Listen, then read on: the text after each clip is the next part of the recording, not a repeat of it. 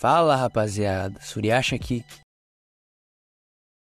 A história começa em um escritório. O nosso protagonista trabalha no departamento de publicidade da empresa Grande Glória. Logo de cara a gente vê que ele é uma pessoa que costuma trabalhar até não aguentar mais. O chefe dele aparece dizendo que a empresa está em um momento difícil e tem muita gente sendo demitida. Por isso ele precisa trabalhar mais, meio que ameaçando ele, sacou? Então dá pra ele uma lista de clientes em potencial pra ele ligar um por um e que amanhã é pra ele vir com o resultado. Ou seja, já vimos que esse chefe dele é um Então o nosso protagonista continua trabalhando mesmo cansado pra cacete. Até que algo acontece. Tudo começa a perder o foco, ficar pixelado, e uma figura estranha surge no monitor do prota. Ele não entende se o que está acontecendo é real ou não, até que seu colega de trabalho percebe que tem algo de errado e o chama. Então a gente descobre que o nome dele é Howard. A princípio ele não responde, mas então o Howard volta a si e diz que tá bem, foi só a sua visão que ficou meio embaçada. O seu colega diz pra ele dar um tempo pra relaxar, e o lembra que nessa mesma noite o seu chefe ia levar todo mundo pro jantar da empresa. O que a gente pode até pensar que é algo da hora, né? Mas o prota acha uma merda, porque no fim todo mundo vai ter que rachar a conta. E como ele ganha mal, pra ele não vale muito a pena não. O colega percebe que o prota não tá muito afim de ir, provavelmente por causa do dinheiro, e logo se oferece pra emprestar vintão pra ele, pois cara é parceiro, mano. Mas ele diz que na real eles não têm muita escolha, porque a nova diretora vai ser apresentada e por isso eles têm que ir. E falando nela, o seu nome é Sabrina Lu. A mulher chega no escritório cheia de estilo e já deixa os gado tudo babando por onde ela passa. Nosso prota, obviamente, sabe que essa mulher aí é areia demais pro caminhãozinho dele.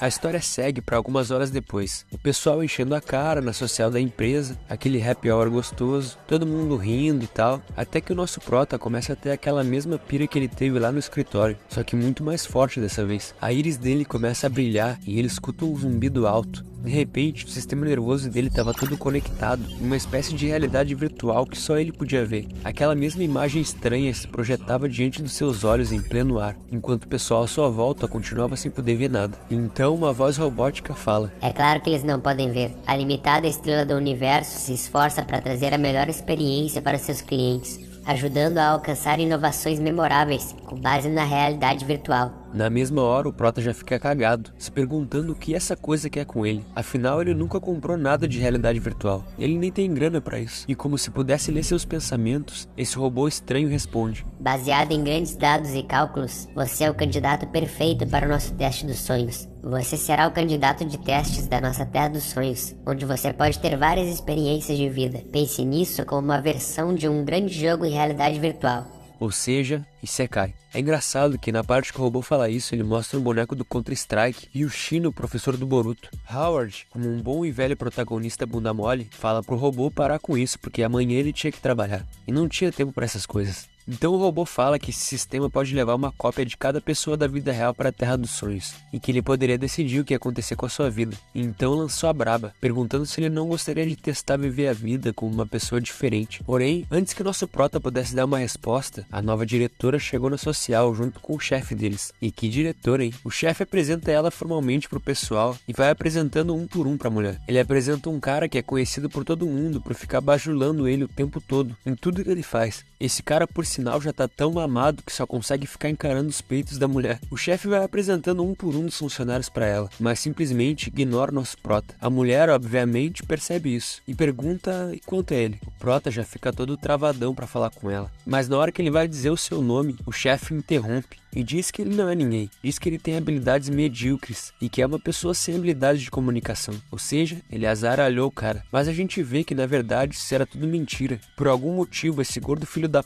só não gostava do prota porque, diferente dos outros, ele não ficava babando o ovo dele e por isso tentava prejudicar o prota em tudo que podia. A mulher não parece dar muita importância pra essa história e simplesmente cumprimenta todos. A história segue e geral tá indo embora. A social acabou e amanhã tem trabalho de novo. Howard, nosso prota, tá meio abatido porque ele achava que se trabalhasse duro, ele iria ser reconhecido em algum momento, mas isso não acontece. O brother dele tenta animá-lo, dizendo que se ele quiser crescer, ele tem que puxar o saco do chefe. Não adianta. Quando ele fala isso, nós vemos um flashback desse cara na época da escola, onde ele era uma das lideranças do movimento estudantil. Algo totalmente oposto do que ele é agora. O maluco simplesmente se vendeu pro sistema. Após isso, nós vemos o chefe dando ideia na diretora, dizendo que ela não precisa perder tempo com esses trabalhadores insignificantes. mas ela parece não dar muita moral pra ele e só diz que sabe o que tá fazendo, enquanto o nosso prota escuta a conversa. O chefe, que parecia ter percebido que o prota estava escutando, lança uma indireta dizendo que se alguém ainda não descobriu quem é e o que deve fazer, tem que ser demitido.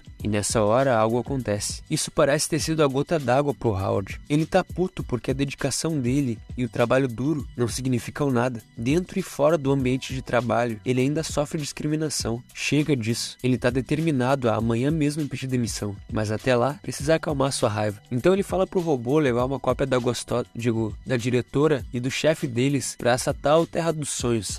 Erro nas instruções. O sistema pode escanear apenas uma pessoa de cada vez. Baseado no pedido feito, o sistema determinou que o alvo a ser escaneado será a Sabrina Luo.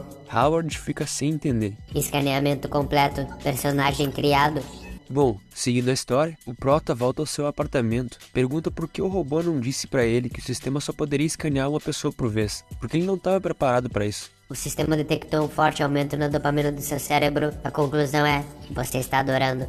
Howard fica envergonhado com a verdade jogada na sua cara. Então diz que na real, seria bom ter um NPC de uma mulher gostosa sendo a serva dele no jogo. E ele não tá errado não. O robô diz pra ele que o sistema da Terra dos Sonhos vai ser ativado à meia-noite. E que pra isso acontecer, ele precisa encontrar um lugar seguro pra dormir. O prota diz que isso é de boa, o único problema é que ele tá nervoso demais pra dormir. O robô diz que não tem problema, porque eles obviamente já anteciparam esse tipo de situação. E que o sistema vai interferir na ativação do sistema reticular ativador ascendente dele. Ou seja, a parte do cérebro responsável pelo sono, para fazer ele dormir. Simples assim. E então o processo começa. Howard, cada vez mais nervoso, começa a sentir tudo rodar e o seu coração bater mais rápido, até que de repente ele dorme como um bebê.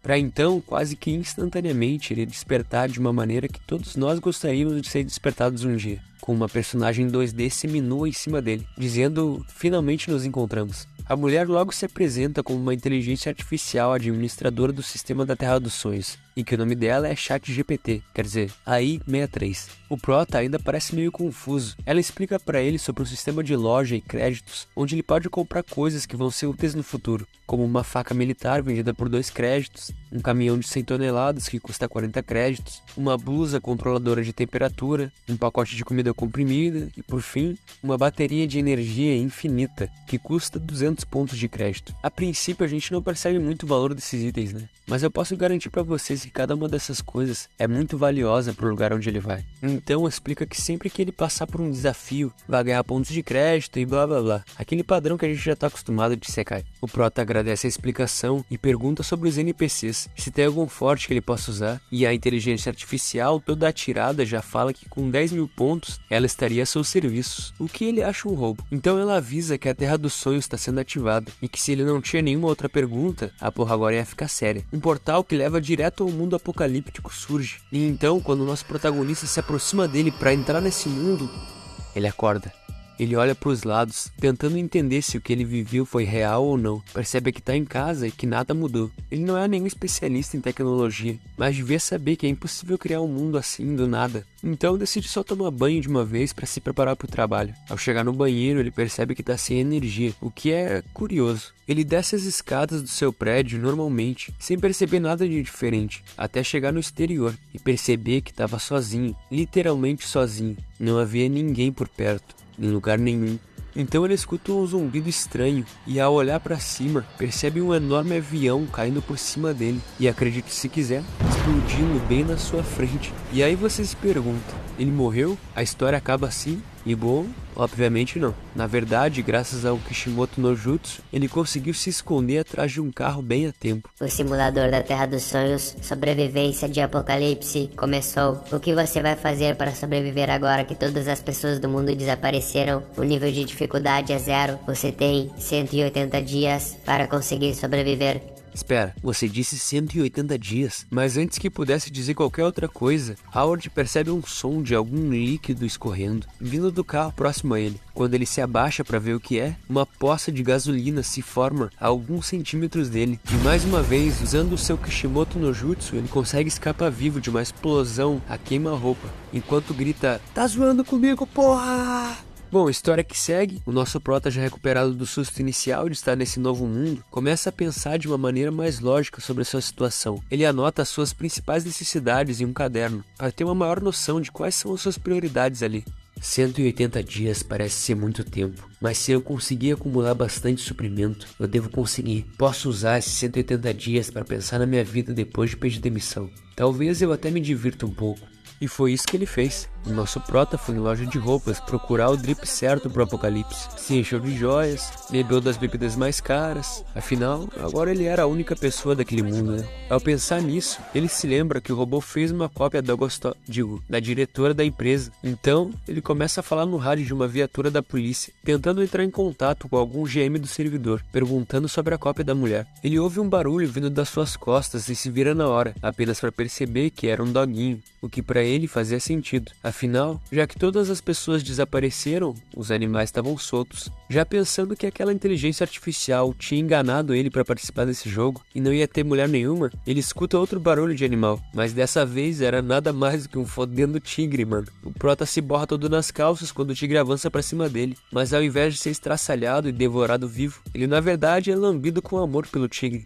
E você pode estar pensando, ah não, mais um Kishimoto no Jutsu? Bom, dessa vez teve uma explicação. O prota conhece esse tigre, que na verdade cresceu no zoológico e é muito amigável com os humanos, tanto que muitos turistas até costumavam ficar ao lado dele para tirar fotos. Então, ok, dessa vez passa. 7 dias já se passaram do nosso herói sobrevivendo sozinho em um mundo pós-apocalíptico, e o desafio estava ficando mais difícil do que ele poderia imaginar. A água das torneiras aparentemente havia acabado, e a única maneira de conseguir água eram as garrafas do mercado. Sem energia para manter a refrigeração, a carne e os vegetais começavam a estragar, e agora tinham vermes para todo lado. O nosso prota andava sobrevivendo de biscoitos ultimamente, mas ele não sabia por quanto tempo mais seu corpo podia suportar a falta de vitaminas. Por muita sorte, em uma das suas buscas por comida, em um restaurante abandonado, ele encontrou um gerador a diesel, o que em um mundo pós-apocalíptico, meus amigos, vale mais do que ouro. E para melhorar, ainda tinha carne no freezer que estava comestível. Levando em conta esses achados, ele decidiu usar esse restaurante abandonado como seu abrigo daqui para frente. Durante o dia, ele saía para pegar o máximo de suprimentos que conseguisse, e à noite ele arava a terra para cultivar alguns legumes, usando a própria carne podre como adubo. E assim, os dias foram passando. Dia 31. Howard dirigia pelos arredores, se perguntando o que faria hoje. Seu colega de trabalho disse que ele precisava encontrar uma loja que vendia sementes, porque era nojento ficar pegando sementes de vegetais podres. Isso obviamente era uma ilusão da sua mente, e Howard sabia disso. Por isso disse que tinha uma ideia melhor. Iria tirar suas mãos do volante, então não demoraria muito para o carro bater e ele ser morto. Quando acordasse, tudo voltaria ao normal. O colega ilusório dele disse para ele se animar, afinal, o alho que ele plantou finalmente está brotando. Mas ele disse que isso não tem a ver com os vegetais. A cidade inteira parece um lixão e tem moscas para todo lado. Quando ele dorme, sente como se tivessem vermes andando pelo seu corpo. Durante a noite não dá para ver nada. A solidão é sufocante, como se o mundo o tivesse abandonado. É, família, o prota chutou de vez. O colega imaginário dele dá uma lição de moral, dizendo que ele não pode desistir, para ele acordar para a realidade, que ele é quem tá jogando o jogo, e não o jogo que tá jogando ele. E enquanto prestava atenção no sermão do colega, algo surge na frente do seu carro, e ele é obrigado a frear bruscamente. Outro carro aparece diante dele, e sim...